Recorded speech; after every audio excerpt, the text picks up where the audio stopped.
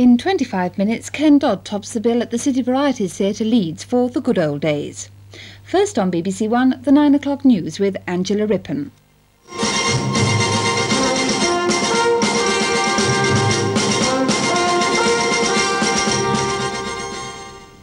Mr Callaghan announces the day he's chosen to go to the country. The general election, forced by Mrs Thatcher, will be on Thursday, May the 3rd. Good evening. 5 weeks from today, the voters will decide whether Mr Callaghan returns to Downing Street or whether Mrs Thatcher becomes Britain's first woman Prime Minister.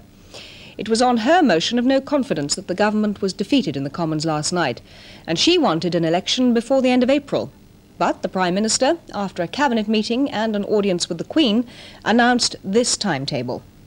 Parliament will be dissolved on April the 7th.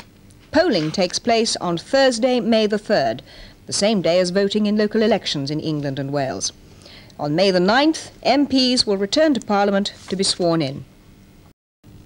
And a footnote to it all. As the Commons started wrapping up the business of this Parliament, some MPs pressed for time to debate a vital issue: MPs' pay.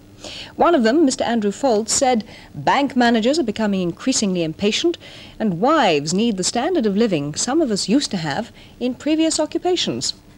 Well, presumably after the election, some MPs will be returning to those occupations. That's it from the newsroom. Good night.